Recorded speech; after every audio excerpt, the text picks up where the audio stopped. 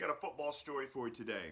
On January 3rd, 2001, I played in the Orange Bowl with the Oklahoma Sooners. We won the national title game, the BCS Championship game, 13 to 2, beat Florida State. After the game, had a great time hanging out with my family. And then at 2 in the morning, my brother-in-law and my best friend, we went to Denny's to go eat. We were all hungry and just said, hey, let's go eat just for fun. We sat down to eat. We're hanging out, and I see some other teammates walk in to go eat. The waitress is waiting on us. I've got all my OU stuff on from the game still, but something struck me in that moment. I had played in a national championship game. I had been part of the coin toss. Was one of the team captains. We won the game. No one beat us that year, but the lady who was serving us, the waitress, she could care less. She didn't care who I was or what I just did. I was just another customer there, and she was just trying to make a buck.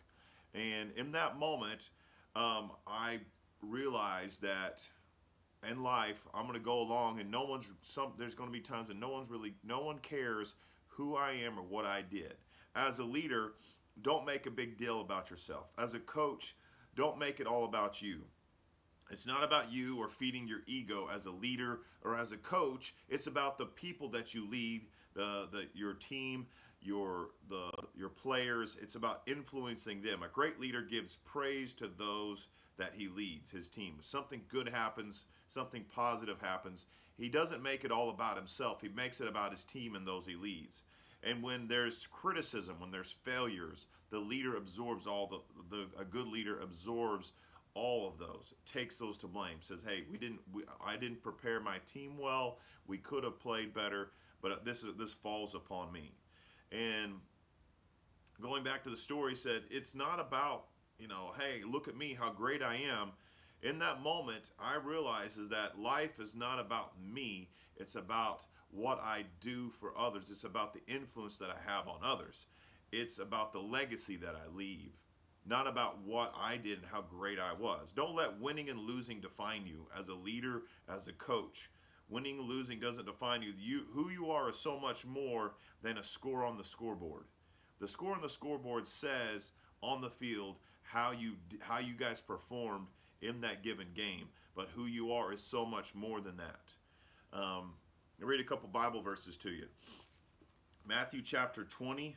Verses 26 to 28, this is Jesus talking. Jesus is God's son, and to me, he's the ultimate leader. Verse 26, it must not be like that among you. On the contrary, whoever wants to become great among you must be your servant, and whoever wants to be first must be last. And just as the Son of Man did not come to be served, not come to be served, but to serve and give us his life as a ransom for many. Jesus didn't come to be served, but to be a servant. Now, Mark chapter 9, verse 35. Sitting down, Jesus called the 12 disciples to them. And this is what Jesus said in verse 35 of chapter 9 of Mark. If anyone wants to be first, he must be last of all and the servant of all.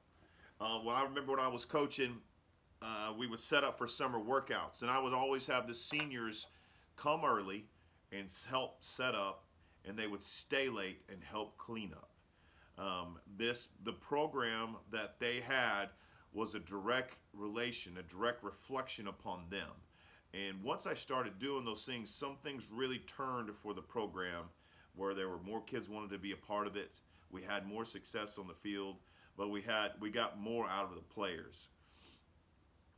That was a part of like being a servant first. God sent his only son to earth, Jesus. He came as a servant. As a leader, as a coach, you are the lead servant. Don't expect as the leader, as the coach, that everyone's going to take care of you, everyone's going to serve you, you're going to be elevated. A great leader elevates those that he leads. A great leader lifts up those all around him. Serving those, now, what defines you? Does your job define you? Who you are is more than your job. Who you are is more than the success on and off the field. Don't allow those things to define you. For me, I was part of the 2009 national championship team at OU. There's pictures behind me in this video.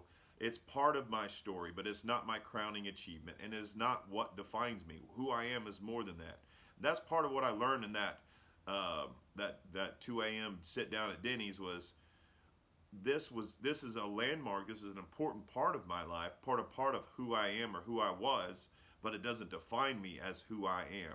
Who I am is so much more than somebody that played for the Oklahoma Sooners. It is a big part of it. It was a defining time in my life. But more importantly, I'm a father. More important, and I'm a father. I'm a husband. I'm a man of faith. Those things are so much more important than the fact that I played football at OU. So don't allow your winning, your loss, your successes, and your failures to define you. You're more than that. It has to do with the influence, the legacy that you leave. See you guys later.